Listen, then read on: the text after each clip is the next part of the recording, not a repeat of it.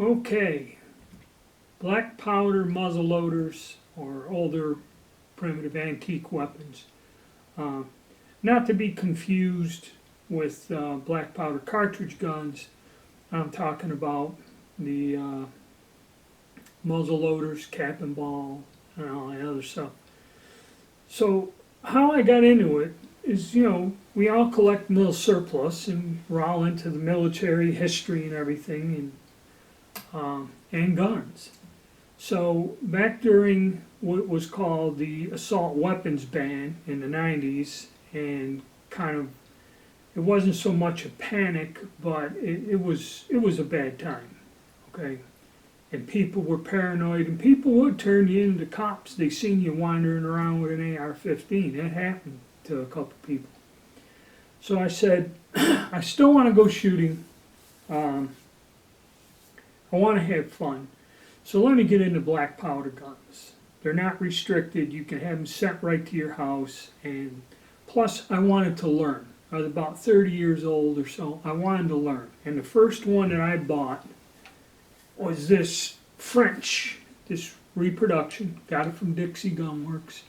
It's a 1777, okay, musket, 69 caliber smoothbore flintlock.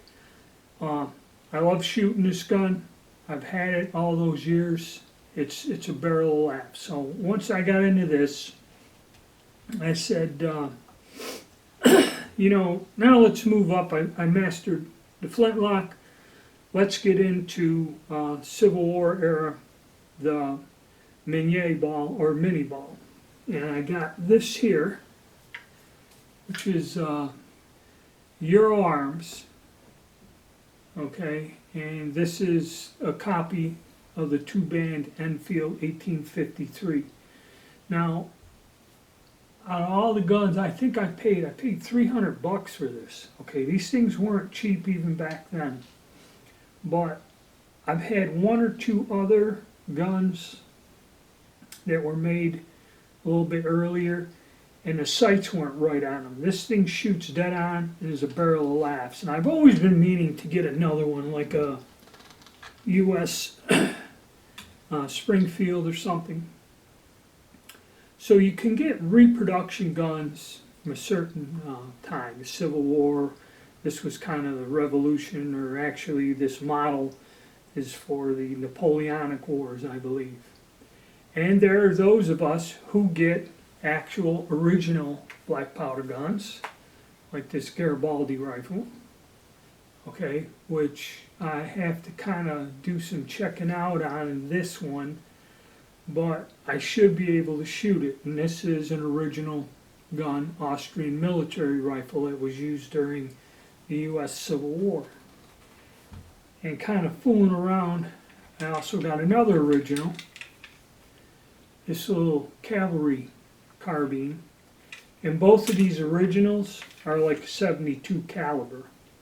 So these things are, I believe that they are in shootable condition, and I probably will go out and shoot these originals along with my repros. And the reason I'm bringing this up, talking about it, is I got into this in a time period where it was difficult to buy guns and ammo and this, and there's a lot of confusion. Plus, I had a fairly substantial collection of military surplus bolt-action rifles that came in the late 80s, and plenty of ammo. But I kind of got into it just for a change of pace, to do something different and learn something new, okay? Because a lot of people out there are unsure, and before the internet you just write books and stuff, and you really didn't know what was going on.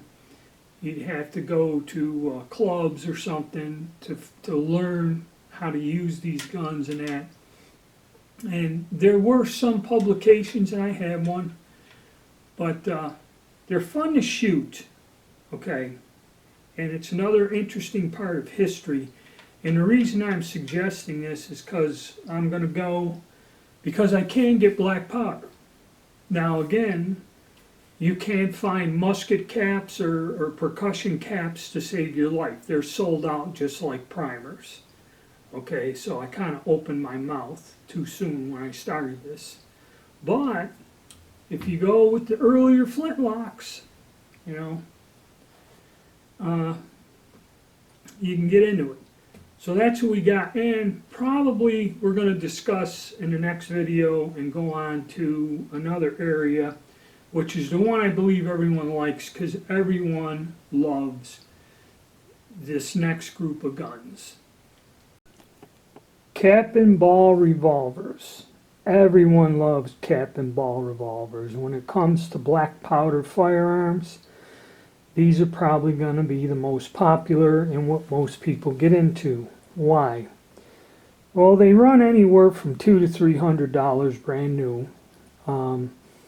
They're modern reproductions of the gun. I'll go over that in detail. And you get 6 shots, so when you load it up, it isn't like these here where you load one and wait and screw around. And plus, a lot of these long guns, like I think that French muskets, $1,200 or $1,300, and all of these Civil War style 58 cals run around $1,000 or more, $1,200, depending on who made them. The originals, that's getting into a little bit of a different category. The Garibaldi Rifle needs some work and has some problems.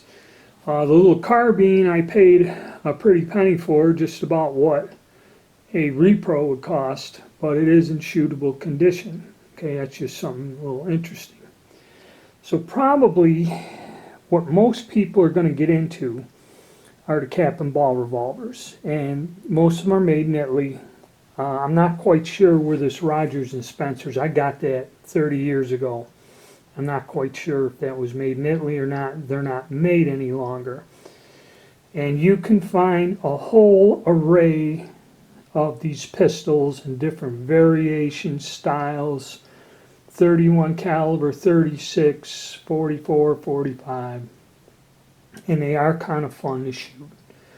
You know, probably in the black powder field, this is what we're going to talk about. So I'm going to do a separate video on these and explain, getting into the cap and ball range there.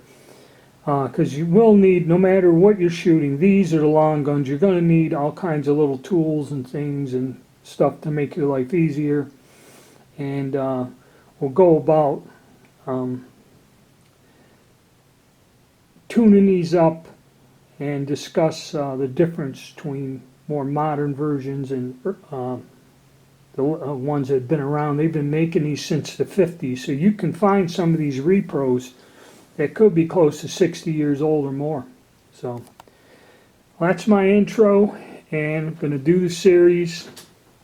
Right now, probably cap and ball is going to be what we're going to work on, because I got to go down and work on one of these today. So I'm going to cover a few things before I go correct it. So stay tuned and get ready to have some fun.